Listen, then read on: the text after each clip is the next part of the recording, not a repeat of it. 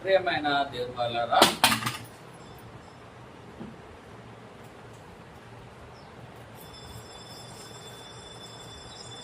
ఈరోజు మరొక దినమున అనగా ప్రభువైన యేసుక్రీస్తు వారి పునరుద్ధాన దినమందు ఆయన యొక్క సంఘముగా మనమంతా ఇక్కడ కూడుకొని ఆత్మతో సత్యంతో ఆరాధించుటకు దేవుడు నడిపించిన విధానాన్ని బట్టి పరమందున్న కన్న తండ్రికి కృతజ్ఞతాస్తుతులు చెల్లిస్తూ చేరి వచ్చిన మీ అందరికీ కూడా ప్రభువైన యేసుక్రీస్తు నామమున వందనములు శుభములు తెలియజేసుకుంటూ ఉన్నాను. క్రైస్తవ జీవితము, క్రైస్తవులు అనబడుతున్న వారి యొక్క జీవన విధానము ఈ లోకంలో మిగతా వారి కంటే కూడా భిన్నమైన విధంగా మనకు కనబడుతూ ఉంది. ఈ లోకంలో మన చుట్టూ అనేకులు ఉన్నారు, అనేక విశ్వాసములు కలిగినటువంటి వారు ఉన్నారు. అందులో కొద్దిపాటి మంది క్రైస్తవులు. వారి యొక్క జీవన విధానము కానీ, వారి యొక్క విధి విధానాలు కానివ్వండి, ఇతరులతో పోల్చుకుంటే భిన్నముగా కనపడుతూ ఉంటాయి. ఎందుకు అనంటే మీరు లోకములో నుండి వేరు చేయబడి ఉన్నారు కాబట్టి అని ఉంటుంది. మీరు చీకటిలో నుండి ఆశ్చర్యకరమైన తన వెలుగులోనికి నడిపింపబడి ఉన్నారు. మీరు లోకంలో నుండి వేరు చేయబడి ఉన్నారు కనుక మీరు ఈ లోక మర్యాదను అనుసరించకండి అను. కాబట్టి మనము క్రైస్తవ జీవన విధానం అనేది భిన్నంగా ఉంటుంది. క్రైస్తవ జీవన విధానము ఇంతకాలము క్రైస్తవ్యంలోనికి రానటువంటి జీవితము ఎవరైతే అనుభవించి ఉంటారో, క్రైస్తవ్యంలోనికి వచ్చిన తర్వాత గత కాలమందు నీవు కనబడినటువంటి జీవన విధానము సమాజమునకు భిన్నంగా కనబడుతూ ఉంది. క్రీస్తులోనికి రాకముందు సమాజంలో నువ్వు ఏ విధంగా కనబరచబడి ఉన్నావో అలా నిన్ను గుర్తుపెట్టుకున్నటువంటి ఈ సమాజము క్రీస్తులోనికి వచ్చిన తర్వాత నీలో భిన్నత్వము కనబడుతూ ఉంది, భిన్నమైన జీవన విధానము కనబడుతూ ఉంది. అది దేవునికి మహిమకరంగాను నీకు శ్రేయస్కరంగాను ఉన్నప్పటికీ చూస్తున్నటువంటి జనులకు మాత్రం అది ఆశ్చర్యకరంగానే ఉంటుంది. ఎందుకు అనంటే దేవుడు నిన్ను ఎన్నుకున్నాడు, తన కుమారుడుగా కుమార్తెగా నిన్ను స్వీకరించాడు, తన పిలుపునకు తగిన మార్గమును నీకు బోధిస్తూ ఉన్నాడు. తాను కేవలము పిలిచి నిన్ను ప్రేమించాను అని తాను చెప్పలేదు, కానీ నీవు నా కొరకు బ్రతుకు అని మాత్రమే చెప్పలేదు, కానీ నీవు నా కొరకు ఎలా బ్రతికాలో తాను నేర్పాడు. ఆయన నిన్ను ఎంతగా ప్రేమించాడో ఆయనను కనపరుచుకున్నాడు. ఆయన నిన్ను తన కొరకు ఏ విధంగా బ్రతకాలో కూడా ఆయన నీకు నేర్పుతూ ఉన్నాడు. ఎంతకాలము నేర్పుతాడయ్యా అని అంటే, ఎప్పుడైతే నువ్వు ఆత్మ సంబంధంగా క్రీస్తులో రెండోసారి జన్మను పొందుతావో, అంటే నూతనమైన సృష్టిగా నూతన జన్మను నువ్వు పొందుకుంటావు. ఆ యొక్క జన్మదినము మొదలుకొని ఈ శరీరమును ఆత్మ విడిచి తాను దయచేసినటువంటి దేవుని యొద్దకు మరలా తిరిగి వెళ్ళేంత వరకు ఆయన నీకు బోధిస్తూనే ఉంటాడు. తన ఆత్మ చేత నిన్ను నడిపిస్తూనే ఉంటాడు. పడిపోతే లేపుతూ ఉంటాడు, తప్పులు చేయబోతుంటే తన ఆత్మ చేత నిన్ను గద్దిస్తూ ఉంటాడు. ఈ యొక్క శరీరము ఆత్మ అనేవి రెండు కలయికలతో మానవ జీవన విధానం ఈ లోకంలో కొనసాగుతూ ఉంది. ఒక పక్క శరీరము మనలో ఉన్నది, శరీరమును కలిగి ఉన్నాము, శరీరంలో దేవుడిచ్చిన ఆత్మను మనం కలిగి ఉన్నాము. కానీ శరీరము ఆత్మ ఏక అభిప్రాయము కలిగి ముందుకు కొనసాగుతున్నాయా అంటే ఆ విధంగా కొనసాగడం లేదు. శరీరము ఆత్మకును, ఆత్మ శరీరమునకు విరోధముగా పోరాటం జరుగుతుందంట. విరోధముగా పోరాడుచున్నవి అంటే ఇప్పుడు ఎప్పుడైతే క్రైస్తవ జీవితంలోనికి నువ్వు వచ్చావో నీకు ఏం మొదలైంది? ఇప్పుడు పోరాటం అనేది మొదలైంది. కాబట్టి క్రైస్తవ జీవితం అనేది ఒక పోరాటము. క్రైస్తవ జీవితం అనేది పోరాటము. ఆ జీవితంలో పోరాడుతూ, ఆ పోరాటమునే పోరాడుతూ విశ్వాస సంబంధమైన జీవితం కలిగి నువ్వు నడుచుకోవాలి. ఓ పక్కంగా నీకు పోరాటము, మరో పక్కంగా జీవన విధానం. పోరాడుతున్న నిన్ను, నువ్వు ఎవరితో పోరాడుతున్నావో, ఎంతగా పోరాడుతున్నావో, ఎన్ని కన్నీటిని నువ్వు దిగమింగుకుంటూ పోరాడుతున్నావో, ఎన్ని రాళ్లను తింటూ నువ్వు పోరాడుతున్నావో ఎవరు చూడరు. కానీ నీవు నడుచుకుంటున్నటువంటి క్రైస్తవ జీవన విధానం మాత్రం అందరూ చూస్తారు. నువ్వు ఏ పని చేసినా క్రైస్తవుడు అయ్యుండి నువ్వు అలా ఎలా చేస్తావు, క్రైస్తవురాలవై ఉండి నువ్వు అలా ఎలా చేస్తున్నావు, సేవకుడు అయ్యుండి అలా ఎలా చేస్తున్నావు, మనం వింటున్నామా లేదా? నన్ను కూడా అన్న వాళ్ళు ఉన్నారు, క్రైస్తవుడు ఆయన సేవకుడు అంట, మరి ఏంది ఆయన ఇట్లా చేస్తున్నా అని కూడా నన్ను కూడా అన్నారు. అంటే నువ్వు పోరాడుతున్న పోరాటం ఎవరు నిన్ను చూడట్లేదు, నువ్వు పడుతున్నటువంటి వేదనను ఎవరు చూడట్లేదు, నీ కన్నీటిని ఎవరు చూడట్లేదు, నీ బాధ దుఃఖము ఎవరు పట్టించుకోవట్లేదు. కానీ నువ్వు నడుచుకుంటున్నావే బయట సమాజంలో అందరూ, ప్రతి ఒక్కరు ఒక చేతిలో రాయి పట్టుకొని ఎప్పుడు దొరికితే అప్పుడు ఇసిరేద్దామని సమాజం నిన్ను చూస్తుంది. అందుకే క్రైస్తవ జీవనం అంటేనే పోరాటం. మరి క్రైస్తవ జీవితంలో కొనసాగే వాడికి లోక సంబంధమైన ఆశలు కలిగి ఉంటే క్రైస్తవ జీవితంలో ముందుకు కొనసాగగలుగుతాడా? క్రైస్తవ జీవన విధానంలోనికి ప్రవేశించిన నువ్వు లోకంలో నుండి వేరు చేయబడిన వాడు. లోకంలో ఏమున్నది? లోకంలో ఉన్నదంతయు నేత్రాశయు, శరీరాశయు, జీవకుటంబం ఉన్నది. కాబట్టి వాక్యం ఏం చెప్తుంది? మీరు లోకమునైనను లోకంలో ఉన్న వాటినైనను ప్రేమించకూడదు. ఎందుకు ప్రేమించొద్దు అంటే, మీరు లోకమునైనను లోకంలో ఉన్న వాటినైనా ప్రేమించకూడదు. ఎందుకనగా లోకంలో ఉన్నదంతా నేత్రాశయు, శరీరాశయు, జీవకుటంబం. అవి దేవుని వలన కలిగినవి కావు. అంటే దేవుని వలన కలిగినవి అవేదో అవి మనకి, తన పిల్లలైన దేవుని పిల్లలందరికీ అవి ప్రయోజనకరం. దేవుని వలన కలిగినవి కానివి ఏవైతే ఉన్నావో అవి అపవాది అని సృష్టి. అవి వాటిని ప్రేమించిన వాడు ఏమైతున్నాడంటే అపవాదికి లోనైపోతున్నాడు. ఎందుకు?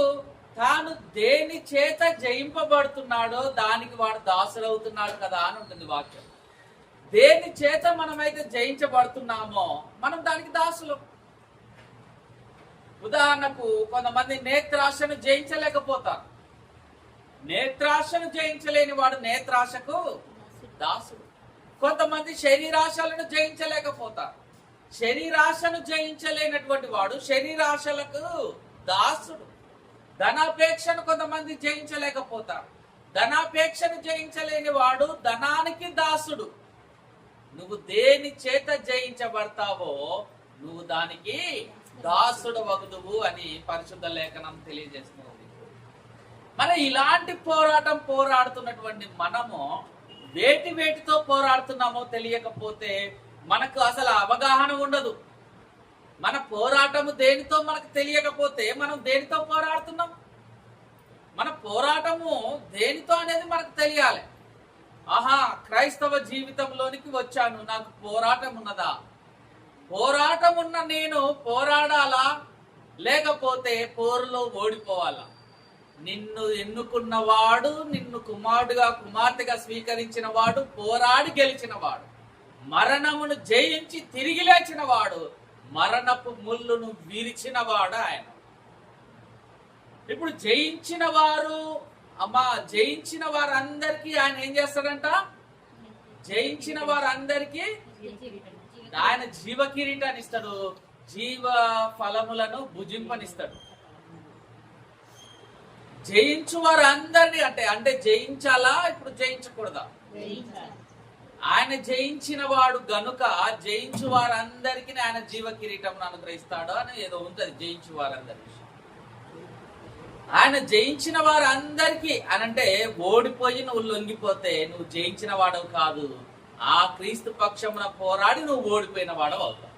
అంటే క్రైస్తవ జీవితంలో మిగిలి ఉన్నది ఏమిటి అంటే ధనము కాదు, శరీర కోరికలు కాదు, ఈ లోక సంబంధమైన గుర్తింపు కాదు. కానీ క్రైస్తవుడికి మిగిలి ఉన్నది ఏమిటి అని అంటే పోరాటం. క్రైస్తవుడికి మరి మిగిలి ఉన్న పోరాటము, క్రైస్తవుని పోరాటం దేనితో కూడా మనం తెలుసుకోవాల్సినటువంటి అవసరత మనకుంది. మొట్టమొదట క్రైస్తవుడికి ఎవరితో పోరాటం అంటే లోకంతో పోరాటం. ఇందాక మనం చూసినట్టు యోహాను రాసినటువంటి, భక్తుడైన యోహాను రాసినటువంటి మరి మొదటి పత్రిక 2వ అధ్యాయము, మొదటి పత్రిక 2వ అధ్యాయం 15వ వచనం మనం చూసినట్లయితే, ఈ లోకమునైనను లోకములో ఉన్న వాటినైనను ప్రేమింపకుడి. ఏందంట? లోకమునైనను లోకములో ఉన్న వాటినైనను మీరు ఏం చేయొద్దు, ప్రేమించకూడదు, ప్రేమించొద్దంట. మరి ఏం చేయాలి? ఎవడైనను లోకమును ప్రేమించిన ఎడల తండ్రి ప్రేమ వానిలో ఉండదు. లోకమునైనను లోకములో ఉన్న వాటినైనను మీరు ప్రేమించకండి. ఎవడైనా ఒకవేళ లోకమును ప్రేమిస్తే తండ్రి ప్రేమ నీలో ఉండదు. ఎవడైనా లోకమును ప్రేమిస్తే వానిలో తండ్రి ప్రేమ ఉండదు. ఏంటంటే తల్లి మధ్యలో ఇదేందమ్మా నీకు అంత దీని మీద ఉందేంది? వాక్యం జరుగుతుంటే ఇలాంటివి చెప్పకూడదు చర్చ జరిగేటప్పుడు. సంఘంలో ఉండి లోకం గురించి ఆలోచిస్తాం. ఇంకా మీరు లోకమునైనను లోకంలో ఉన్న వాటినైనను ప్రేమించకూడదు. ఎవడైనను లోకమును ప్రేమించినగా తండ్రి ప్రేమ వానిలో ఉండదు. అంటే నువ్వు తండ్రి ప్రేమ పొందుకోవాలంటే లోక ప్రేమను నువ్వు పొందుకునే ఆలోచన చేయద్దు. నువ్వు లోకపరంగా అందరి ప్రేమను పొందుకోవాలంటే తండ్రి ప్రేమ నీలో ఉండదు.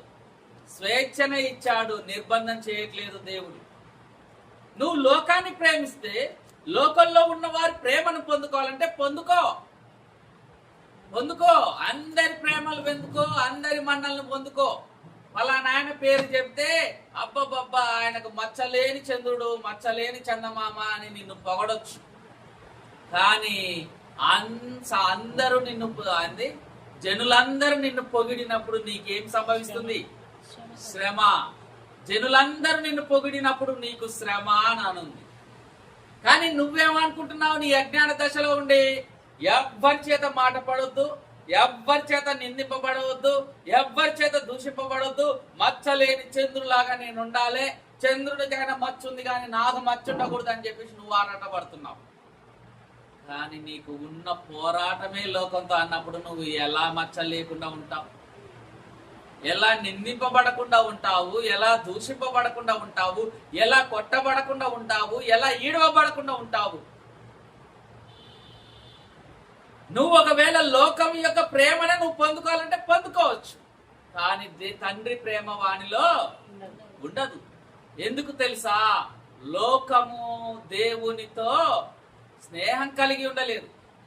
లోకము దేవుని ఎరగదు గనుక లోకంలో ఉన్న వారందరూ మిమ్మల్ని ద్వేషిస్తారు అని వాక్యం ఉంది. లోకము దేవుని ఎరగదు కనుక, లోకము దేవుని ఎరగదు కనుక లోకులందరూ ఏం చేస్తారంటే మనల్ని ద్వేషిస్తారు. మరి వాళ్ళు దేవుని ఎరగని వాళ్ళు నిన్ను ద్వేషిస్తే, ద్వేషింపబడినటువంటి మనము ఆ ద్వేషమును బట్టి, నిందని బట్టి దేవుని స్తుతించాలే కానీ బాధపడితే ఓడిపోయినట్ట కాదా?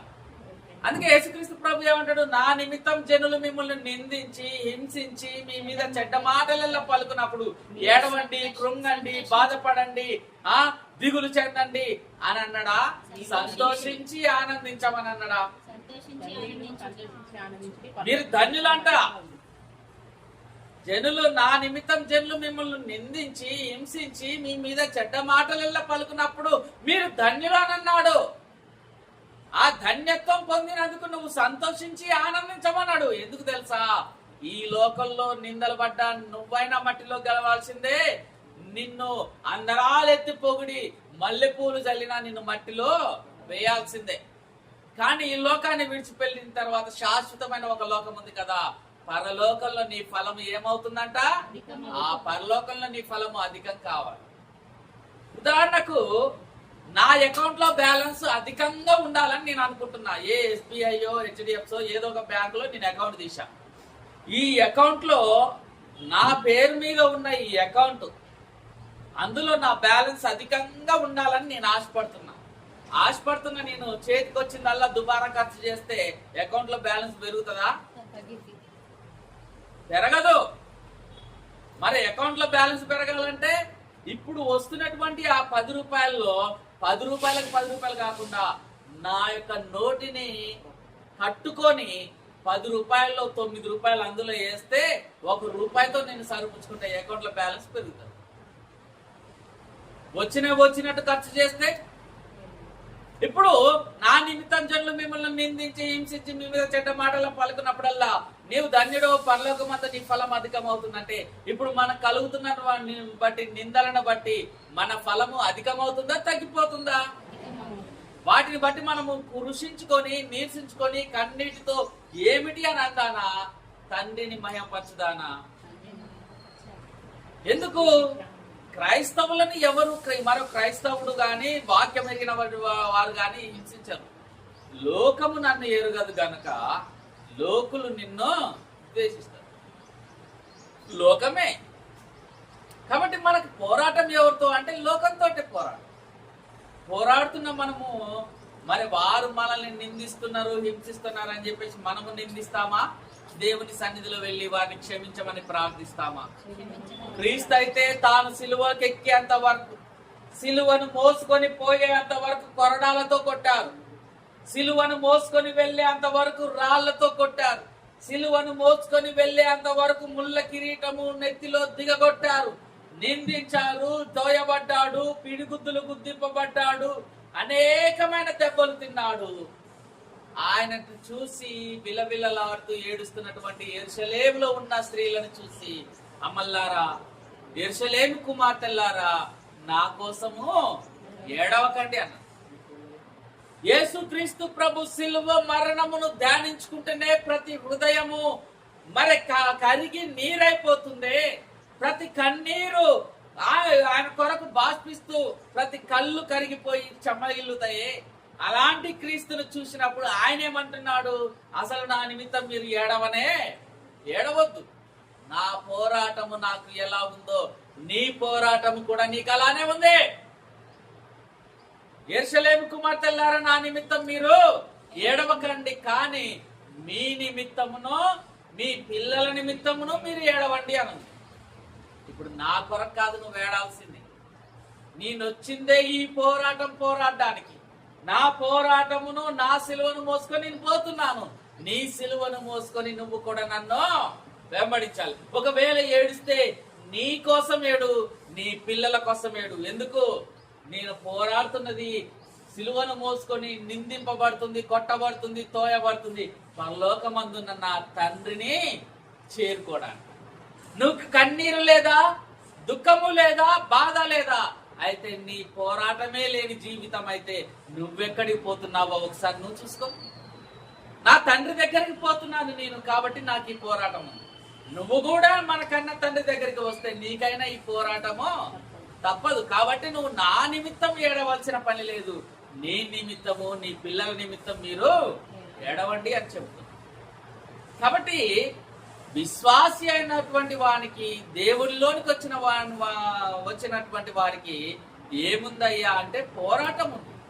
పోరాడవలసినటువంటి అవసరత ఉంది అని వాక్యం చెబుతుంది. యాకోబు రాసిన పత్రిక, భక్తుడైన యాకోబు రాసిన పత్రిక 4వ అధ్యాయము 4వ వచనం మనం చూసినట్లయితే, వ్యభిచారిణులారా, ఈ లోక స్నేహము దేవునితో వైరమని మీరు ఎరుగరా? ఏమంటున్నాడు? వ్యభిచారిణులారా. వ్యభిచారిణులారా అంటే మీరు దేవునిలో ఉంటున్నారు, లోకంతో స్నేహం చేస్తున్నారు. మీరు లోకాన్ని విసర్జించి దేవునిలోకి వచ్చానంటున్నారు, మళ్ళా దేవునిలో ఆదివారం గడుపుతున్నారు, మరలా లోకంలోనికే కలిసిపోతున్నారు. ఇప్పుడు ఏమైపోతాడు? స్త్రీ గాని పురుషుడు గాని వ్యభిచారుడే అవుతాడు. అందుకే వ్యభిచారులారా, ఈ లోక స్నేహము దేవునితో వైరమని మీరు ఎరుగరా? నువ్వు లోకంలో దేవుని ప్రేమించిన వాడు అయితే దేవుణ్ణి ప్రేమించు. కానీ దేవుని ప్రేమిస్తున్నాను, దేవుని దాసురాలను, క్రీస్తు దాసురాలను, క్రీస్తు సేవకుడును, క్రీస్తు సేవకురాలను, ఆయన విలువ పెట్టి కొనబడిన దానిని, కొనబడిన వాడనని చెబుకుంటూ నువ్వు లోకాన్ని ప్రేమిస్తున్నావు చూసినావా, వ్యభిచారులారా అని ఏమంటున్నారు? ఈ లోక స్నేహము దేవునితో వైరమని మీరు ఎరుగరా? నేను మిమ్మల్ని లోకంలో నుండి వేరు చేశాను, చీకటిలో నుండి వేరు చేశాను, లోకంలో నుండి నా రాజ్య సంబంధులుగా మిమ్మల్ని చేసుకున్నాను, ప్రాణమునే క్రయధనముగా అర్పించి మిమ్మల్ని కొన్నాను. మరలా మీరు లోకంలోనికి వెళ్ళిపోతే ఏమనాలి? మిమ్మల్ని మీరు లోకంతో స్నేహం చేస్తున్నారు, తెలిసి చేస్తున్నారా తెలియక చేస్తున్నారా మీకు తెలవదేమో.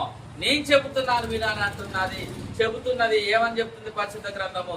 ఈ లోక స్నేహము దేవునితో వైరం. ఎవరితో నీ వైరము? పక్కింటి ఆమెతోట, ఎదిరింటి ఆమెతోట, పక్క ఊరు ఆయనతోట, పక్క రాజకీయ నాయకుడితోట, ఎవరితో నీ వైరం తెలుసా? జీవము కలిగిన దేవునితో నీకు వైరము, సర్వ సృష్టికి కారణభూతుడైన దేవునితోటి వైరము. నిరంతరము కోటాను కోట్ల దేవదూతల ద్వారా కొనియాడబడుతున్నటువంటి ఆ దేవదూతలు కూడా ఆయన సన్నిధిలో నిలవబడలేనటువంటి ఆ దేవునితో నీకు వైరం. అర్థమవుతుందా లోక స్నేహం అంటే ఏమిటో? ఈ లోక స్నేహం అంట దేవునితోనే వైరం అంట. కరెక్ట్ కొడితే ఒక మామూలు ఎదుటి వ్యక్తి గట్టిగా మాట్లాడితేనే నిలవలేము మనం. మరి అలాంటిది దేవునితో వైరం పెట్టుకుంటే మనం ఎలా గెలవగలుగుతాము? ఎలా నువ్వు వెళ్ళిన చోటల్లా అవమానమే, వెళ్ళిన చోటల్లా నిష్ఫలమే, నువ్వు చేసేది ఫలించదు, నువ్వు వెళ్ళే మార్గం వర్ధిల్లదు, నువ్వు చేపట్టేది అభివృద్ధి చెందదు. నువ్వు ఎన్ని చేసినా 10 రూపాయలు పెడితే రూపాయి కూడా వెనక్కి తిరిగి రాదు. ఎన్ని కష్టాలకో, ఎన్ని నష్టాలకో, ఎన్ని కన్నీటికో నీ జీవితము అనగగొట్టబడుతుంది. ఎందుకు? నువ్వు దేవునితో వైరం పెట్టుకున్నావు. ఎందులో వర్ధిల్లగలుగుతావు?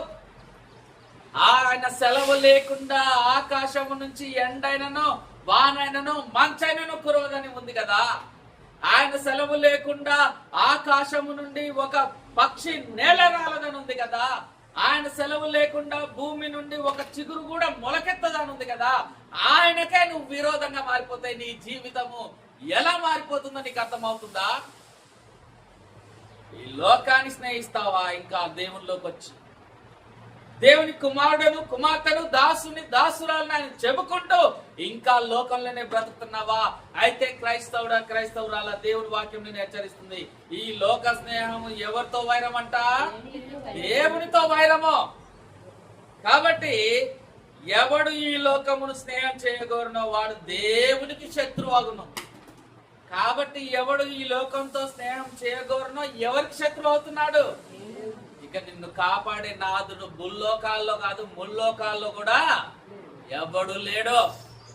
ఏ దైవజనుడు లేడు, ఏ రాజకీయవేత్త లేడు, ఏ తత్వవేత్త లేడు, ఏ శాస్త్రవేత్త లేడు, ఏ యుద్ధ వీరుడు కూడా నిన్ను తప్పించను లేడు. ఎందుకో? నువ్వు శత్రువుగా మారింది ఏ నరుడో కాదు, ఏ అధికారో కాదు, ఏ నాయకుడో కాదు. ఎవరంట? దేవుడే నీకు శత్రువుగా మారాడు. ఇక ఎవరి చేతుల్లో నుండి నువ్వు రక్షింపబడతావు?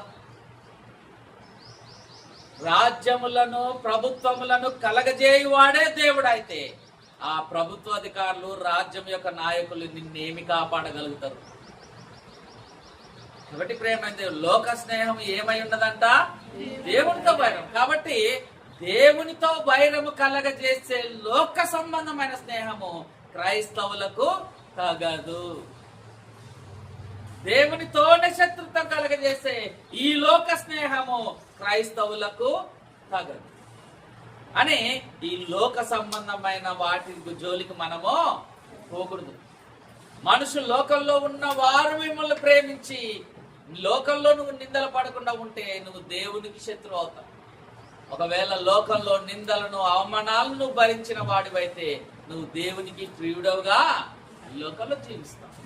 కాబట్టి లోకము అనేది విశ్వాసులకు ఒకవేళ వ్యతిరేకంగా ఉంటే భయపడవలసిన అవసరత లేదని మనం గమనించాలి. మరొక శత్రువు ఎవరో తెలుసా? క్రైస్తవులకు శరీరం.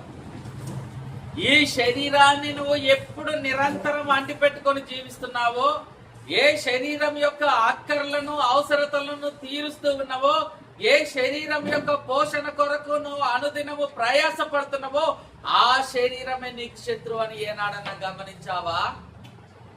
నీ శరీరమును నువ్వు ఎంత సంరక్షించుకుంటున్నావో నీకు తెలుసు, కానీ ఆ శరీరముతో నీకు పోరాటం ఉంది. ఆ శరీరమే నీకు శత్రువు అన్న సంగతి నీకు అర్థమవుతుందా? చూద్దాం ప్రియమైన దేవుని వాళ్ళారా, గలతీయులకు రాసిన పత్రిక 5వ అధ్యాయము 17వ వచనం మనం పరిశీలించినట్లయితే, గలతీయులకు రాసిన పత్రిక 5వ అధ్యాయం 17వ వచనము చూసినట్లయితే, శరీరము ఆత్మకును ఆత్మ శరీరమునకును విరోధముగా ఆపేక్షించును. ఆత్మ శరీరమునకును, శరీరము ఆత్మకు విరోధముగా అపేక్షిస్తున్నాయంట. శరీరము ఆత్మ అంటుంది, ఈ రోజు నేను ఉదయం 5 గంటలకి వెళ్ళేసి దేవుని ప్రార్థించాలి అని ఆత్మ అంటుంది. శరీరం అంటుంది, ఈ చల్లగా ఉన్నప్పుడు హాయిగా కన్ను మూస్తే ఎంత బాగుంటుంది ఈ కళ్ళు, ఈ నిద్రని ఎందుకు డిస్టర్బ్ చేసుకుంటావు, హాయిగా విశ్రాంతి తీసుకో, హాయిగా నెమ్మదిగా ఉండు, సంతోషంగా ఉండని శరీరం అంట. ఆత్మ ఏమంటుంది, నిన్న రాత్రి నేను పొద్దునే లేచి ప్రార్థన చేయాలని ఆత్మ ప్రేరేపణ. ఉదయం 5 కాగానే ఆత్మ చెబుతుంది లే ప్రార్థన చేయని, కానీ శరీరం ఏమంటుంది, ఒక్క 2 నిమిషాలు పడుకుంటా అంటుంది. కళ్ళు మూసుకొని తెరిచే లోపు 5 పోయి 7 అవుతుంది. శరీరము అనుకరిస్తుందా? శరీరము ఆత్మకు, ఆత్మ శరీరమునకు విరోధముగా పోరాటం చేస్తూ ఈ రేపటి దినమంతా నేను ఉపవాసం ఉండాలనుకుంటున్నాను. రేపు ఉదయం మొదలుకొని ఈ రాత్రి కాలపు 8 గంటల సమయం నుండి రేపు ఉదయం మధ్యాహ్నం 12-1 గంటల వరకు నేను ఉపవాసంలో గడపాలి, దేవుని సన్నిధిలో ప్రార్థించాలని మన ఆత్మ ప్రేరేపణిస్తుంది. కానీ శరీరం ఏమంటుంది తెలుసా? 9 కాగానే ఏముంది, టీ తాగరారు, పోనీ టీ, ఆయన కడుపులో సురసురా అంటుంటది. అన్నం వద్దులే కానీ ఒక టిఫిన్ తెచ్చుకొని ఇడ్లీ తిను లైట్గా 2 అంటది. అయిపోయి ఇన్ని పాలు తాగు, ఇన్ని ఇడ్లీ తిను, లేకపోతే డబల్ రొట్టె తెచ్చుకొని తిను. శరీరం ఏం చేస్తుంది? ఆత్మకు విరోధంగా పోరాడుతుంది. ఇప్పుడు చూడండి, శరీరము ఆత్మకు, ఆత్మ శరీరముకు విరోధముగా అపేక్షిస్తుందా లేదా? శరీరం ఒకటి అపేక్షిస్తుంది, ఆత్మ మరొకటి అపేక్షిస్తుంది. ఆత్మ ఒకటి అపేక్షిస్తుంది, శరీరం మరొకటి అపేక్షిస్తుంది. యేసుక్రీస్తు ప్రభు శిలువ మరణానికి ఎక్కే ముందు గెత్సెమనే తోటలోనికి వెళ్ళి అక్కడ ప్రార్థన చేసి ఆయన చెమట కన్ని, ఆయన రక్తము చెమట వలె మారిపోతున్న సమయంలో ఆయన తండ్రిని ఆ విధంగా వేడుకుంటున్నటువంటి ప్రార్థన గెత్సెమనే తోటలో చేస్తున్నప్పుడు ఆయన తన శిష్యుల దగ్గరకు వచ్చి ఏమంటున్నాడో తెలుసా? ఈ రాత్రి నేను అప్పగింపబడిపోతున్నాను, నా నిమిత్తం మీరు ప్రార్థన చేయండి అని శిష్యులకు చెప్పి ఆయన వెళ్ళి ప్రార్థన చేస్తుంటే శిష్యులు మరలా యేసుక్రీస్తు ప్రభు శిష్యుల దగ్గరకు వచ్చి చూసేసరికి శిష్యులు ఏం చేస్తారు?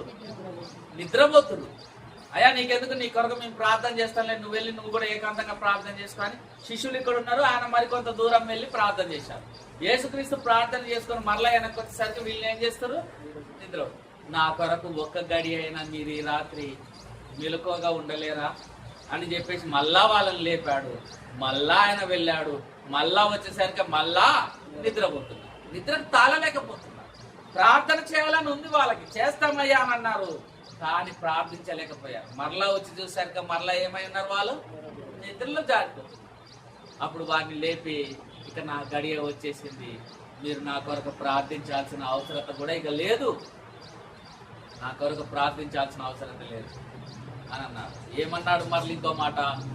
ఆత్మ సిద్ధమే కానీ శరీరము బలహీనం అని చెప్పేసి అన్నాడు. మీరు తెలుసు నా కొరకు మీరు ప్రార్థన చేయాలని తాపత్రయపడుతున్నారు, మీ ఆత్మ సిద్ధమే కానీ శరీరము బలహీనం అని చెప్పేసి యేసుక్రీస్తు ప్రభు వారికి చెప్పేశారు. ఆయనకు తెలవదా శరీర సంబంధమైన బలహీనతలు ఎలా ఉంటాయి? ఆత్మ సంబంధమైన ప్రేరేపణలకు శరీరం ఎలా అడ్డు చెబుతుందో. అందుకే మన శరీరాన్ని నల్లగొట్టుకోవాలి. పౌలు ఏం చేశాడంటే అనుదినము ఆయన శరీరమును నలగొట్టుకోనను అనుంది. ఆయన శరీరాన్ని నల్లగొట్టుకున్నాడు. యేసుక్రీస్తు ప్రభు మాత్రం శరీరమును సంతోషపరుచుకున్నాడా, నల్లగొట్టుకున్నాడా? 40 దినాలు 40 రాత్రులు 40 పగుళ్ళు ఉపవాసం ఉండి ప్రార్థన చేసినప్పుడు ఆయనను శోధించడానికి అపవాది ఆయన అరణ్యం కొనిపోతే అపవాది చేత శోధింపబడినప్పటికీ కూడా ఆయన పాపము చేయలేదు, అపవాదికి లోబడను లేదు. లోకంలో శరీర సంబంధమైనవన్నిటిని చూపించాడు, లోకంలో సుఖభోగాలన్నిటినీ చూపించాడు, లోకంలో అధికారాలను చూపించాడు, అంద సౌందర్యాలను చూపించాడు, లోకంలో ఉన్న సంతోషాలన్నీ ఆయన కన్నుల ముందు కనబరిచాడు. కానీ నువ్వు నాకు మృక్కితే ఇవన్నీ నీకు పాదాక్రాంతం చేస్తా అని అపవాది అన్నాడు. కానీ నీ దేవుడైన ప్రభువునకు తప్ప మరి దేనికి నీ మృక్కకూడదు. సాతానా నా యొద్ద నుండి వెళ్ళిపోని గద్దాయించారు తప్ప శరీరంకి ఆయన లోబడలేదు. ఈరోజు మనం శరీర సంబంధమైన వాటికి లోబడుతున్నామా? శరీర సుఖాల కొరకు లోబడుతున్నామా? ఈరోజు ఎండాకాలము మధ్యాహ్న కాల సమయంలో ప్రార్థన ఉంది రమ్మంటే ఎండకి ఏమొస్తామయ్యా? ఎండకి ఆడెళ్తామయ్యా? వెళ్ళేటట్టుందా ఎండ? పాస్టర్ గారు ఇంత ఎండలో పెడితే ఎట్ట పాస్టర్ గారు అని అంటారా? అనరా? ఇక నువ్వు యేసుక్రీస్తు సైనికుడివి, యేసుక్రీస్తు విశ్వాసివి, యేసుక్రీస్తు ఎన్నుకున్న వాడివి, నువ్వు రాజ్య సంబంధివి. పోరాటం లేని జీవితం ఒకవేళ నీకు నువ్వు ముద్రేసుకుంటున్నావేమో నీ క్రైస్తవురాలని వాక్యం చెబుతుంది. అసలు నువ్వు క్రైస్తవుడు అని పిలువబడ్డ కూడా యోగ్యుడో కావు. నువ్వు దేవునికి పైగా శత్రువే. ఎందుకు? నువ్వు లోకాన్ని ప్రేమించావు, నువ్వు నీ శరీరాన్ని ప్రేమించావు. దేవుడు వేటిని అనగగొట్టాలో వాటికి నువ్వు ప్రేమ చూపిస్తున్నావు అంటే నువ్వు ఎవరికి శత్రువు అవుతున్నావు? ఎండాకాలం రోజు నేను ఒక రోజు మధ్యాహ్నం 2 గంటలకి ప్రార్థన ఉంటుంది, అందరు రావాలనంటే ఆ టైంలో విజ్ఞమైంది అని అనేటోడు విశ్వాసి కాదు, గుర్తుపెట్టుకో. తప్పకుండా వస్తామని చెప్పేసి పరిగెత్తుకుంటూ ఎండల్లో చెమట గార్చుకుంటూ స్నానం చేస్తే ఒక మనిషి ఎలా ఉంటాడో అల్లా కనిపించుకుంటూ నువ్వు వచ్చి దేవుని సన్నిధిలో కనబడ్డావు అనుకో, నా మెప్పు సంగతి తర్వాత పరలోకమందున్న నీ తండ్రి నీ విషయంలో సంతోషిస్తావు. నీ శరీరాన్ని నువ్వు నలగొట్టుకున్నావు, నీ ఆత్మ కొరకు నువ్వు తాపత్రయపడుతున్నావు. నువ్వు ఎవరి తరపున పోరాడావు తెలుసా? నీ శరీరము, నీ దేవుడు. నీ దేవుని పక్షమున నువ్వు పోరాడావు, నీ శరీరాన్ని నువ్వు నలగొట్టు. అప్పుడు దేవుడిని ఇలా సంతోషిస్తావు. ఎండ ఎక్కువ ఉందయ్యా రానులే, ఇక నా వల్ల కాదులే నాయన, ఆ ఎండకు నేను బయటికి పోలేను అని అన్నావు అనుకో, నువ్వు అసలు క్రైస్తవుడు కాదు, క్రైస్తవురాలు కాదు. నువ్వు నెల దశభాగం తీసుకొని వచ్చి మొత్తం ఉన్నదంతా కూర్చొచ్చి దేవుని సన్నిధిలో పోసినా నువ్వు దండగే. దేనికి? ఆయనకి ఏం కొదువై ఉంది? ఆయనకేమన్నా కొదువా? ఆయన ఏది ఇవ్వమన్నా, నిన్ను దశమ భాగం అడిగినా, శ్రేష్ఠ భాగం అడిగినా, నీ నుండి సమయం అడిగినా, నీ నుండి ఏది కోరుకున్నా ఆయన కొదువై ఉండి అడగట్లేదు. గుర్తుపెట్టుకో. తన మీద నీకున్న ప్రేమను కనిపెట్టడానికే ఆయన అడుగుతున్నాడు. నేను నా కొడుకుకి సాయంత్రం వచ్చేటప్పుడు ఒక ఐస్ క్రీమ్లు, ఈ ఎండాకాలం కాబట్టి ఐస్ క్రీమ్లు పట్టుకొచ్చాను అనుకో, పట్టుకొచ్చి తలా ఒకటి ఇచ్చాను. మరి నీకేది డాడీ అని పిల్లలు అడిగారు. నాకు లేదు తల్లి అని అన్నాను. డాడీ నాకు ఇంత పెట్టవా అని అన్నాను. వాడి తెరకి తీసుకున్నాడు అనుకో, నాకు కొదువై ఉన్నదా? వాడి ప్రేమనేందో చూద్దామని అడుగుతాను కానీ వాడు ఇయ్యకపోతే నాకేమైనా కొదువా? నా కొడుకు ఇట్లా దాచిపెట్టుకున్నా అనుకో, నా మనసు కొంచెం నొచ్చుకుంటది. నా బిడ్డ ఉండి ఎవరా అని చెప్పి నా బిడ్డ నాకు పెట్టింది అనుకో, నా బిడ్డ విషయంలో నేను చాలా సంతోషపడతా. ఇప్పుడు ఐస్ క్రీమ్లు కొనడానికి కదువనా? నాకు కేజీ ఐస్ క్రీమ్ అంటే ముందర పెట్టుకొని తినగలుగుతా, అది నా స్థాయి. పిల్లలకి ఆ స్థాయి లేదుగా. వాళ్ళకు ఉన్న దాంట్లోనే నాకేమి ప్రిఫరెన్స్ ఇస్తారా, నాకేమి ప్రాధాన్యత ఇస్తారా అని డాడీ కొంచెం పెట్టవా అంట. వాడు పెట్టడు, నా బిడ్డ పెట్టదు. ఇప్పుడు నా బిడ్డ మీద నాకు ప్రేమ కలుగుతుందా, వాడి మీద కలుగుతుందా? ఇద్దరు నా పిల్లలే, ఒకరు ఎక్కువ కాదు, ఒకరు తక్కువ కాదు. కానీ నా బిడ్డ విషయంలో కలిగే సంతోషం నా కొడుకు విషయంలో కలగదు. పైగా బాధ. ఇచ్చేవాడిని నేను, రొట్టెనిచ్చేవాడికి తుంప గురించి ఆలోచించేస్తే వాడికి రొట్టె దొరుకుతుందా? మళ్ళా నేను రొట్టెనిస్తున్నాను, నువ్వు తుంపకే కకృతి పడితే ఇక నీ ప్రేమ ఏడిది? క్రియలు లేని విశ్వాసం ఏమైపోయింది ఇప్పుడు? మళ్ళీ మా డాడీ అని వాడు నన్ను ఎన్ని ముద్దులు పెట్టుకున్నా నాకు తెలుసుగా వాడి ప్రేమ ఏందనేది. అక్కర్లకు అవసరమయ్యే ప్రేమే వాడిది కానీ నిజమైన ప్రేమ కాదు. ఇదే ఫార్ములా, ఇదే పద్ధతి పరలోకమందున్న తండ్రికి మనకి ఉన్నదని మనం గుర్తుపెట్టుకోవాలి. దశమ భాగం ఇస్తున్నా అంటే ఎవరి కోసం ఇస్తున్నావు? నేను రొట్టెనిస్తున్నా, నువ్వు తుంపనిస్తే గొప్ప? నేను రొట్టెనిస్తున్నా, ఓ తుంపనిస్తే నువ్వు గొప్ప? అసలు ఆయన రొట్టె ఇవ్వకపోతే నీకు తుంపాడిది ఇస్తానికి, నీకు తుంపేడదమ్మా. కాబట్టి మనం ఒక మంచి పాట పాడుతాం, దేవుడికి ఏమేమి సమర్పించాలో అని. సమర్పణ చేయుము ప్రభువునకు నీ దేహము ధనము సమయమును. సమర్పణ చేయుము ప్రభువునకు నీ దేహము ధనము సమయమును. ఏమేమి సమర్పించాలంట దేవునికి? నీ దేహమును సమర్పించాలి, నీ ధనమును సమర్పించాలి, నీ సమయమును కూడా సమర్పించాలి. ఇంకో విషయం తెలుసా? ప్రపంచంలో అత్యధికమైన భక్తి కలిగినటువంటి జనాంగం ఎవరు అని అంటే అందరు ముస్లిమ్స్ అనే అంటారు. ఫస్ట్ ముస్లిమ్స్ ఉన్న భక్తి ఎవరికి ఉండదని అంటారు. అవునా కదా? ఎందుకు? ఇప్పుడు కాయ కష్టం చేసుకొని చెమట కాచేటువంటి ఒక auto mechanic, auto bike mechanic అయినా సరే నమాజ్ టైం కాగానే అక్కడ 10,000 రూపాయల గిరాకైనా సరే షటర్ కిందికి వేసుకుంటాడు, పోతాడు, నమాజ్ చేసి వస్తాడు. ఓ గిరాకీ ఉంది కదా ఏం పోతామని అనుకోడు.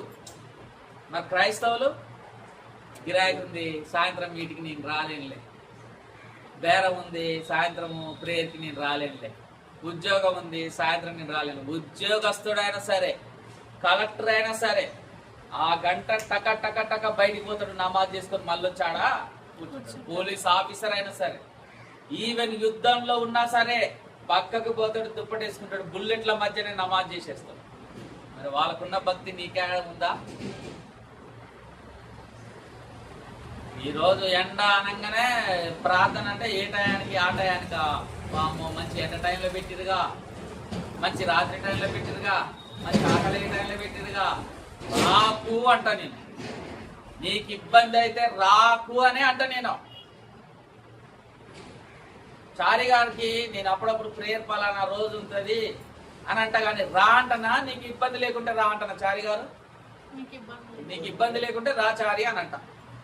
నీకు ఇబ్బంది అయితే రాకు, నష్టము నాకు కాదు నీకే. కాబట్టి నష్టం ఎవరికి? నాకు కాదు కదా. ఎండప్పుడు కూడా నోరు మూసుకొని పాస్టర్ చెప్పిండంటే ఎవరు చెప్పినట్టు? అసలు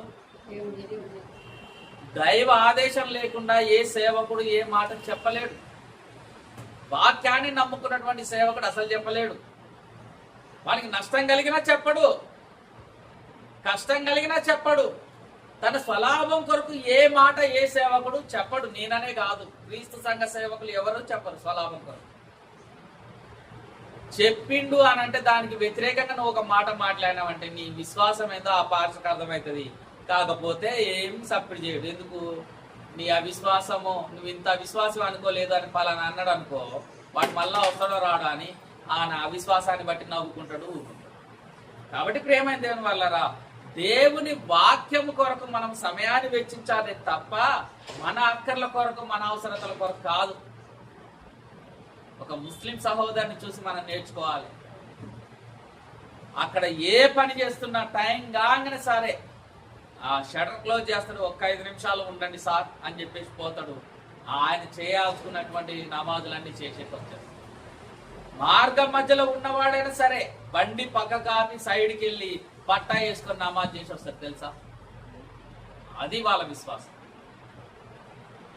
కాబట్టి ప్రేమైన దేవుని వల్లరా, శరీరము ఆత్మకు, ఆత్మ శరీరమునకు విరోధముగా అపేక్షించుచున్నవి అని 17వ వచనంలో మనము తేటగా చూస్తున్నాం. ప్రియమైన దేవుని వల్లరా, అదే మరొక పోరాటం ఎవరితో అంటే సాతాను గానితోటి మనకు పోరాటం. ఏంటి ఆ పోరాటం అంటే? ఎఫెసీయులకు రాసిన పత్రిక 6వ అధ్యాయం 11వ వచనం నుంచి చూసినట్లయితే, ఎఫెసీయులకు రాసిన పత్రిక 6వ అధ్యాయం, మీరు అపవాది తంత్రములను ఎదిరించుటకు శక్తిమంతులగునట్లు దేవుడిచ్చు సర్వాంగ కవచము, దేవుడిచ్చు సర్వాంగ కవచమును ధరించుకోవాలి. ఎందుకు తెలుసా? అపవాది తంత్రములను మనం ఎదిరించే వారమై ఉన్నాం. యుద్ధమునకు వెళ్లే సైనికుడు సర్వాంగ కవచములను ధరించుకుంటాడా లేదా? సర్వాంగ కవచములు అంటే నెత్తి నుంచి అరికాల వరకు, కాళ్ళ వరకు మొత్తము ఆ యొక్క సర్వ కవచములను ధరించుకుంటాడు వాడు. మరి క్రైస్తవులకు కూడా పోరాటం ఉంది. పోరాటమున్న నీకు కవచములు వద్దా? పోరాడుతున్న నీకు కవచములు కావాలి కదా.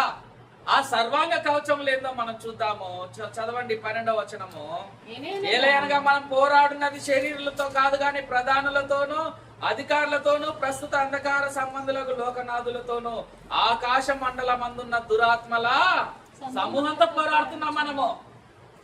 ఇలాంటి పోరాటం చేసే మనకు సర్వాంగ కవచాలు వద్దా? యుద్ధానికి వెళ్లే వీరుడు ఎంత యుద్ధము కత్తి దిప్పొచ్చినా కవచములు ధరించకుండా పోతాడా? మరి మనము కూడా అపవాదితో పోరాడుతున్నామే, ఈ లోకనాథులతో పోరాడుతున్నామే, అంధకారం అందున్న దురాత్మల సమూహంతో పోరాడుతున్నామే. మనకుండొద్దా సర్వాంగ కవచములు? మనకి కనపడనటువంటి శత్రువుకి కనపడనటువంటి ఆ యుద్ధోపకరణములు, యుద్ధాయుధములు ఏమిటో ఒకసారి చూద్దాము. ఏంటి అంటే, అందుచేత మీరు వారిని ఎదిరించినకు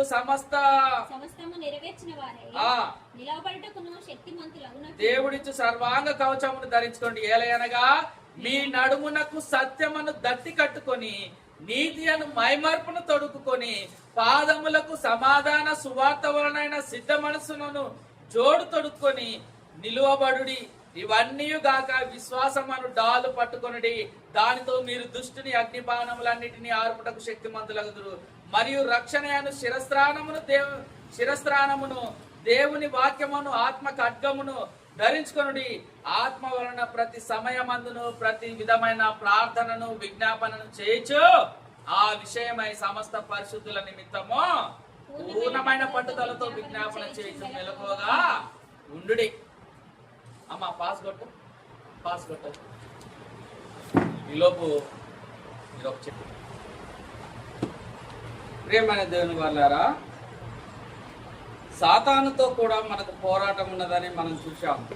మరి సాతానుతో అపవాదిగానితో ఉన్నటువంటి పోరాడేటప్పుడు, ఈ లోక సంబంధమైన దురాత్మల యొక్క సమూహంతో పోరాడేటప్పుడు మరి సర్వాంగ కవచం అనేది నీవు ధరించకుంటే అపవాదితోటి నువ్వు యుద్ధము చేయలేవు. ఏమిటా సర్వాంగ కవచం అంటే 13వ వచనము 6వ అధ్యాయము 13వ వచనంలో ఏమనుంది? సర్వాంగ కవచం అనగా ఎన్నోది?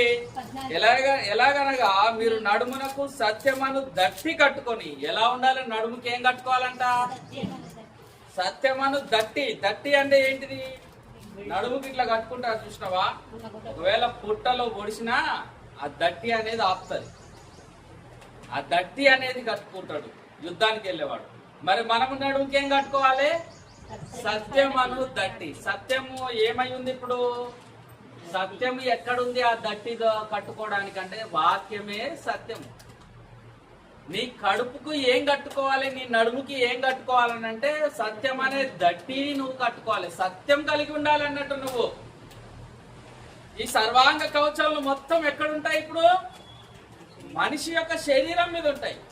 ఇప్పుడు కనపడనటువంటి శత్రువుతోటి కనపడనటువంటి యుద్ధము చేస్తున్నటువంటి మనము కనపడనటువంటి యుద్ధ ఏమంటది సర్వాంగ కవచములను మనం ధరించుకుంటే ఇప్పుడు సత్యమను దట్టిని మనము ధరించుకోవాలంటే సత్యాన్ని మనం కలిగి ఉండాలి.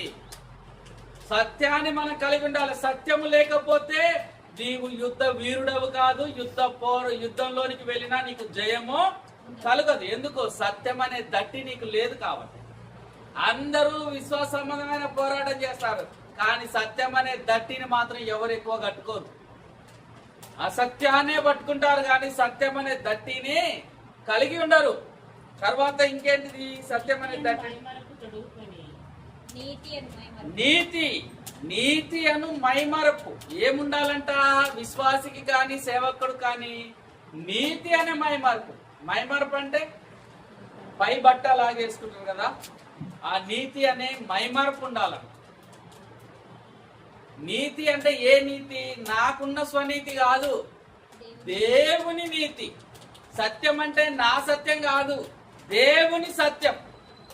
అన్ని దైవ సంబంధమైనవే. ఎందుకు? నువ్వు అపవాదితో పోరాడుతున్నావు. నీకు కలిగిన వాడితో పోరాడితే నీకు జయము రాదు. దైవ సంబంధమైనవి, దేవుడిచ్చినవి నువ్వు ధరించుకుంటే మాత్రమే నీకు జయం కలుగుతుంది. మనకి పాత సినిమాలో మనం చూస్తాం, యుద్ధానికి ఎవరన్నా యుద్ధానికి ఎవరన్నా వెళ్తున్నారనుకో, అతను ఎవరినన్నా గెలిచాడనుకో, అక్కడ ఓడిపోయిన వారు ఒక బహుమతి ఇస్తారు. ఇగో ఈ ఖడ్గం తీసుకో, ఈ ఖడ్గము చేత నువ్వు ఎంతమందితోనైనా నువ్వు జయించగలుగుతావని ఒక వరం ఇస్తావు. అవునా? అప్పుడు ఆయన మామూలుగా పోరాడుతుంటే ఎంత గెలవట్లేదు అంటే ఎమ్మటే ఐడియా వస్తుంది, ఓహో నాకు ఒక వరం ఉంది కదా, ఒక ఖడ్గం దేవుడు ఇచ్చిండు, అది తీసుకొని పెడితే అది అందరూ గెలిచేస్తారు. ఇప్పుడు అవతల శక్తికి సరిపోవట్లేదు అతని శక్తి అని అంటే ఎమ్మటే ఈ శక్తికి ఆయన ఆశ్రయించాడు. ఇప్పుడు అపవాది గానితో పోరాడాలంటే మనకున్న తెలివి, మనకున్న బలము ఏది సరిపోదు. కాబట్టి దైవికమైన సహాయము మనకు కావాలి. దేవుడిచ్చినటువంటి యుద్ధోపకరణములు మాత్రమే మనల్ని జయంలోనికి నడిపించగలుగుతాయి. సత్యమును దట్టిని కట్టుకోవాలి, నీతి అనే మైమార్పును పెట్టుకోవాలి. ఆ సత్యము దైవికమైన సత్యం కలిగి ఉండాలి. ఆ నీతి అనే మైమార్పుకున్న నీతి దైవికమైన నీతి అయి ఉండాలి. తర్వాత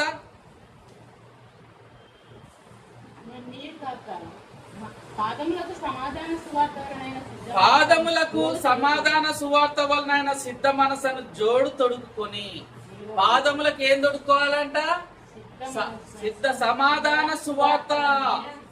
సమాధానమైన సువార్త అంటే నువ్వు ఎక్కడికి వెళ్ళినా ఎలా కలిగి ఉండాలి? నీ పాదాలు ఎక్కడికి పోయినా సమాధానం కలిగి ఉండాలి. సమాధాన సువార్తను నువ్వు ప్రకటించేవాడువై ఉండాలి.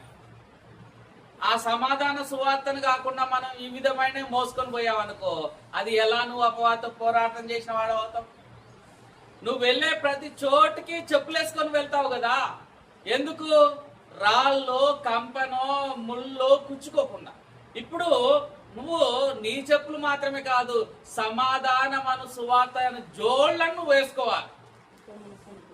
సిద్ధ మనసు కలిగినటువంటి జోళ్లు, సమాధాన సువార్తను సిద్ధ మనసు కలిగిన జోళ్ళు. అంటే నేను ఎక్కడికి వెళ్ళినా నా నోట సమాధాన సువార్త మాత్రమే రావాలి.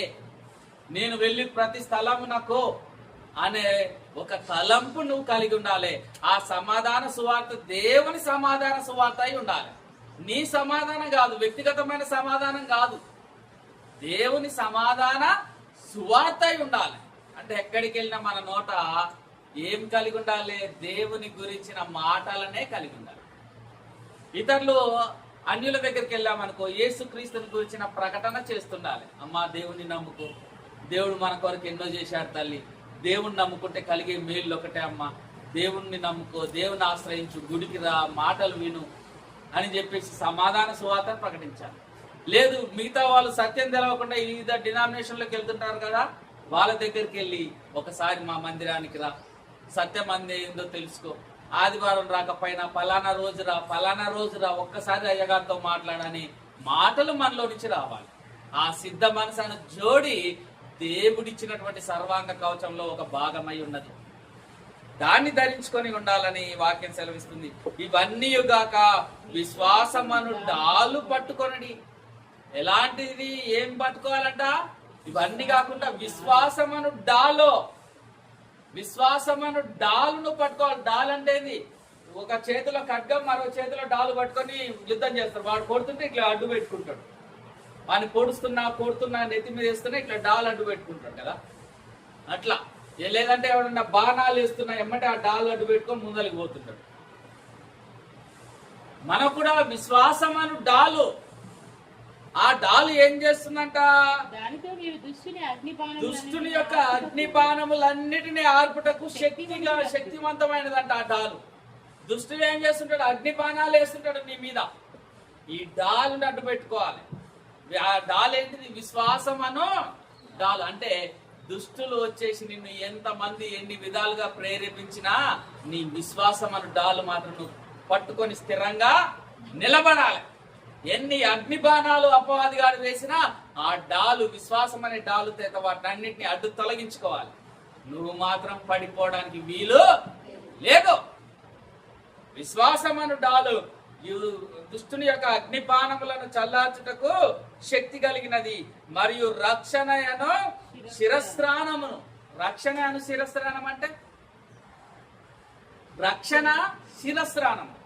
ఇప్పుడు బైక్ మీద వెళ్ళే వాళ్ళందరికీ గవర్నమెంట్ ఒక రూల్ పాస్ చేసింది, ఏంది? హెల్మెట్ పెట్టుకోవాలి. హెల్మెట్ ఏంది? రక్షణ అను శిరస్త్రానం. ఒంటిలో ఎక్కడ దెబ్బ తగిలినా నష్టం లేదు. ఆఖరికి చెయ్యి ఇరిగినా, కాలు ఇరిగినా, చెయ్యి తగి అవతల పడినా నీ ప్రాణానికి నష్టమే లేదు. కానీ తలకు తగిలితే అసలు నీకు రక్షణే ఉండదు, నీ ప్రాణం ఎగిరిపోతుంది. ఆ ఒంట్లో ఏ దెబ్బ లేదండి, నెత్తికి తగిలిందండి చనిపోయింది, స్పాట్ డెడ్ అంటారా అన్నారు. చెయ్యి బూడి అవతల పడ్డది కానీ మనిషి బతికిండయా అంటే పోనీలే బతికిండు కదా అని. ఎందుకు? ఒంట్లో ఎక్కడ దెబ్బలు తగిలినా పర్వాలేదు, కానీ నెత్తికి తగిలితే మనిషి బతకడు. రక్షణను శిరస్త్రానం. అందుకే బైక్ మీద వెళ్లే వాళ్ళు ఏమి ధరించుకున్నా ధరించుకోకపోయినా రక్షణను శిరస్త్రానం మాత్రము ధరించుకుంటారు. అంటే హెల్మెట్ అంటారు ఇప్పుడు ఇంగ్లీష్ లో, దాని తెలుగులో శిరస్త్రానము. యుద్ధానికి వెళ్ళేటోళ్ళు కూడా ఎమ్మటి ఇట్లా క్యాప్ వేసుకుంటారు, చక్కన అది మూసేసుకుంటారు, ఇక లోపల ఉన్నది కూడా కనపడరు, అందరు కలిసి యుద్ధం చేస్తుంటారు ఆ మాస్కులు ఉన్నారు. శిరస్త్రానం అది. కాబట్టి రక్షణ ఎక్కడ? రక్షణను శిరస్త్రానము. మరి రక్షణే లేకపోతే రక్షణ ఎక్కడ దొరుకుతుంది? రక్షణను శిరస్త్రానం నువ్వు ధరించాలని ఉంది. మరి రక్షణను శిరస్త్రానం ఎక్కడ దొరుకుతుంది చెప్పండి ఇప్పుడు నాకు? బాప్తిసం ద్వారా పొందుకుంటాం రక్షణను శిరస్త్రానం. బాప్తిసమే లేదు, ఇక ఎన్ని రక్షణ యుద్ధోపకరణాలు ధరించుకుంటే నీకు ప్రయోజనం అని చెప్పు. రక్షణను శిరస్త్రానమే లేదు, తలే ఎగిరిపోతుంది. మిగతా అన్ని ధరించుకున్నావు. విశ్వాసం అను డాలు పట్టుకున్నావు, సమాధానం అను జోళ్ళు వేసుకున్నావు, విశ్వాసం అను దట్టే పెట్టుకున్నావు, కానీ రక్షణ శిరస్త్రానమే లేదు. వాడు వేస్తే తల ఎగిరిపోయింది. ఇప్పుడు పరిస్థితి ఏందిగా? రక్షణ అనే శిరస్త్రానం ఎక్కడ దొరుకుతుంది అనంటే కేవలము బాప్తిసం ద్వారానే రక్షణ అనే శిరస్త్రానం దొరుకుతుంది. అది లేకుండా నువ్వు సర్వాంగ కవచములు ధరించుకున్నా వాని గురి రక్షణలోనే ఉంది.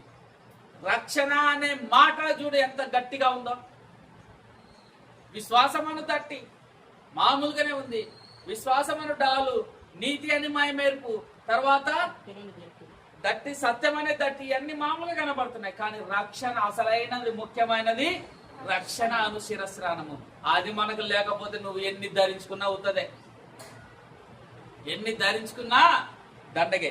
రక్షణ అను శిరస్త్రానమును దేవుని వాక్యమును ఆత్మ ఖడ్గమును ధరించుకోండి.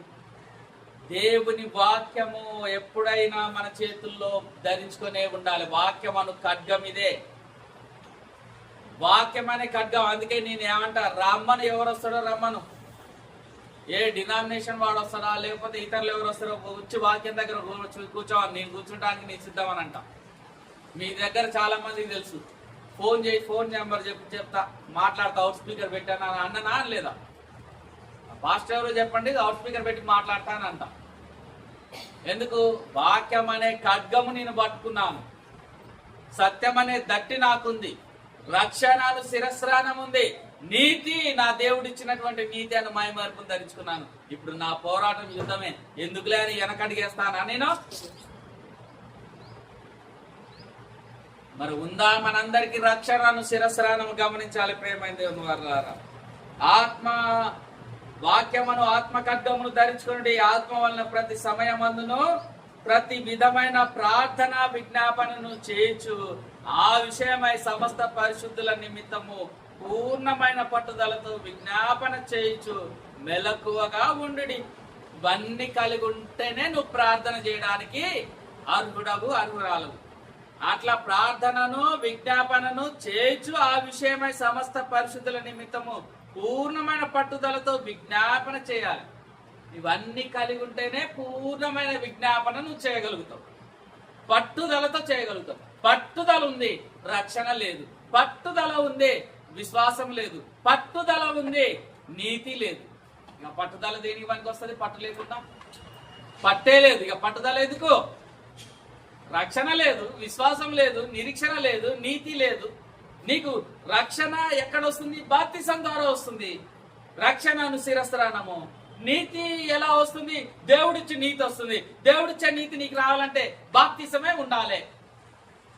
బాప్తిసం ద్వారానే కదా నీ పాపంలన్నీ కడిగివేయబడేది. ఆ బాప్తిసమే లేదు, ఇక నీకు రక్షణ లేదు, నీతి లేదు, విశ్వాసం లేదు, వాక్యం అనే ఖడ్గం లేదు. నీకు మాత్రం నువ్వేమనుకుంటున్నావు, ఒక ఆలోచనలో నేను విశ్వాసురాలని, సేవకుని, క్రీస్తు నిమిత్తం పోరాడువాడని నువ్వు అనుకుంటున్నావు. కానీ ఇక్కడ ఏమంటుంది, ఇవన్నీ కలిగి ఉండి పరిశుద్ధుల నిమిత్తం పూర్ణమైన పట్టుదలతో విజ్ఞాపన చేయాలి. ఇవన్నీ కలిగి ఉంటేనే పట్టుదల, విజ్ఞాపన నువ్వు చేయగలుగుతావు. ఇవన్నీ లేకుంటే నువ్వు ఏది చేసినా, నీకు ఎంత పట్టుదల ఉన్నా, ఎంత ప్రార్థన విజ్ఞాపనలు చేసినా శూన్యం. ఎందుకు?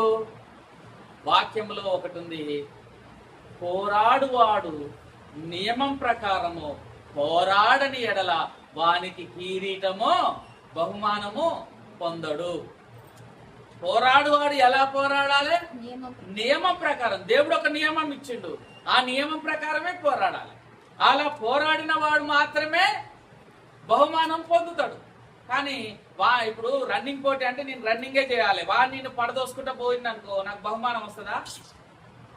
ఎలక్షన్ లో నేను నిలబడ్డా, నేను ఒక పార్టీ నుంచి నిలబడితే మిగతా వాళ్ళు 10 మంది 10 రకాల పార్టీలు.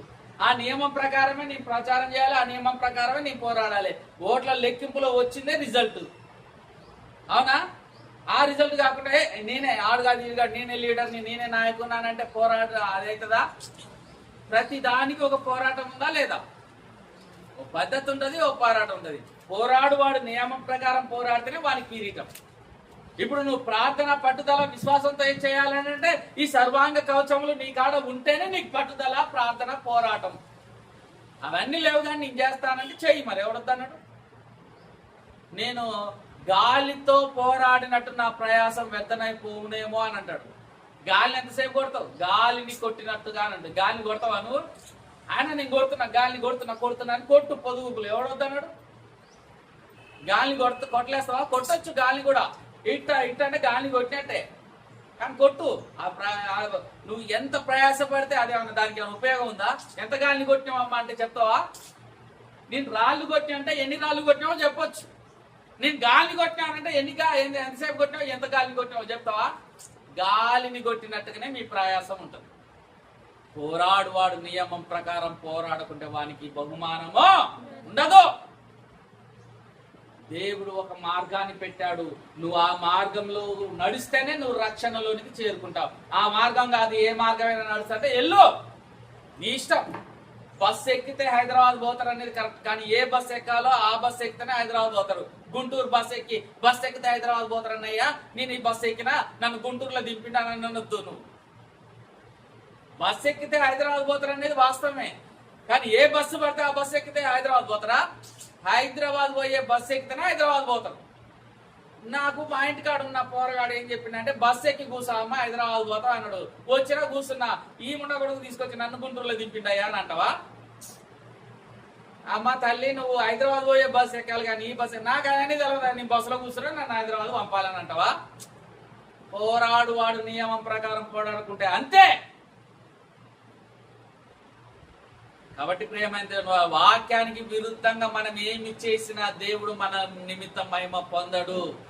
వాక్యము ద్వారా హెచ్చరింపబడాలి, గద్దింపబడాలి. మన లోపములను సవరించుకోగలిగే మనసు ఉంటేనే దేవుని దగ్గర మనము నీతి ఫలమును పొందుకోగలుగుతాం. కానీ వాక్యమునకు విరుద్ధంగా మనం ఏ నీతి ఫలమును పొందుకోలేము, ఏ బహుమానమును పొందుకోలేము. అందుకే యెషయా గ్రంథంలో ఒక మాట ఉంటుంది. యెషయా గ్రంథము 6వ అధ్యాయము, యెషయా గ్రంథము 6వ అధ్యాయము 1వ వచనము నుంచా చూడండి.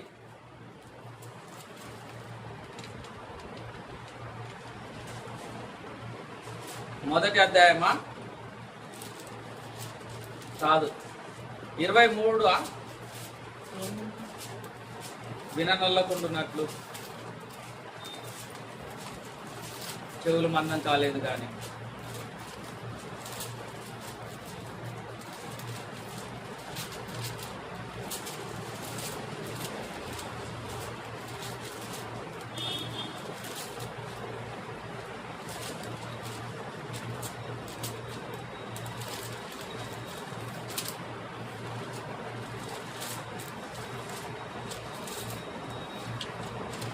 యాభై 59వ అధ్యాయం 59 మొదటి వచనం.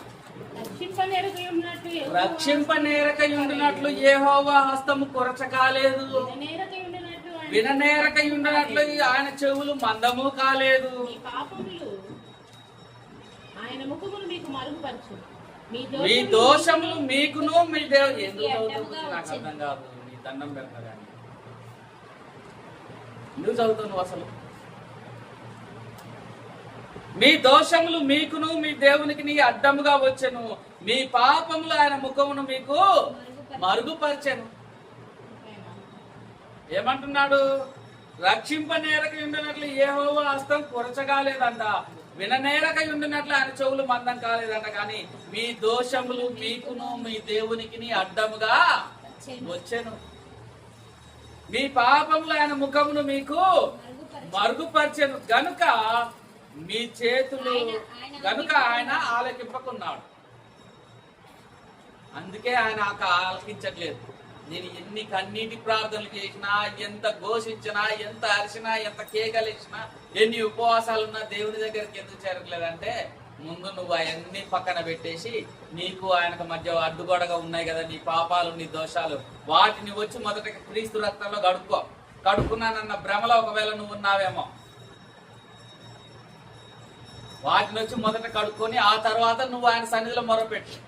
ఎందుకు? రక్షింపనేరకున్నట్లు ఆయన చేతులేమో కొరచ కాలేదు, విన్న నేరకుంటున్నట్లు ఆయన చెవులు మందమేం కాలేదు. కానీ నీ దోషములు నీ పాపములు ఆయనకు నీకు మధ్య గోడగా ఉన్నాయి, ఆయన ముఖాన్ని నీకు మరుగుపరుస్తున్నాయి. నువ్వేమో ఆయన వైపే చూస్తున్నా నువ్వు అనుకుంటున్నావు, ఆయన మాత్రం నిన్ను చూద్దామంటే నీ పాపాలు నీ దోషాలు ఓ పెద్ద అడ్డుగోడగా ఉన్నాయి. ఇంకేమింటాడు, ఇంకేం చేస్తాడు నీకు చెప్తేనేమో అర్థం కాదు. మళ్ళా ముందు వీటిని క్లియర్ చేసుకొని ఆడికి రా. ఇప్పుడు ఎంఆర్ఓ నాకు సంతకం చేయాలనుకో, ఎంఆర్ఓ ఆఫీస్కి వెళ్తా ఒక ఫామ్ పట్టుకొని, ఎంఆర్ఓ కాడికి పోయి సంతకం పెట్టాయంటే పెడతారా?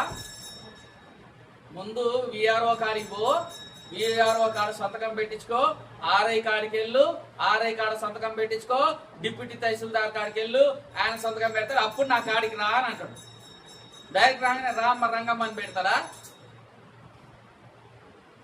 ఒక పద్ధతి ఉంటుంది. కలెక్టర్ అయినా సరే ఆయన కాడికి ఒకటి ఇవ్వాలంటే ముందు ఎన్ని టేబుల్లు దాటుకొని పోవాలి ఫైళ్ళు. ఇక కలెక్టర్ ఒక్కటి సంతకం పెడితే సరిపోతుంది అని అనుకుంటాం. అంతేగాని ఎంటీ ఫైలు కొత్తగా అయ్యా నాకు ఫామ్ అని 10 రూపాయలు పట్టుకొని వచ్చి ఎంఆర్ఓ కాడి పెట్టి సంతకం పెట్టాలని పెడతారా? పద్ధతి ఉందా లేదా? అన్ని దోషాలు పాపాలు పోకుండా దేవుడిని మొర ఆలకించాలంటే ఎందుకు ఆలకిస్తాడు? నువ్వు ఈ మోపన నీ జీవితం మొత్తం నువ్వు మట్లకు పోయిందాకా చేసుకున్నా నీదంతే బతుకు. నీదైనా నేనైనా దీనికి లోబడాల్సిందే. దేవుడి మాటలు మన హృదయాలను ఫలింప చేయను గాక. ప్రార్థన.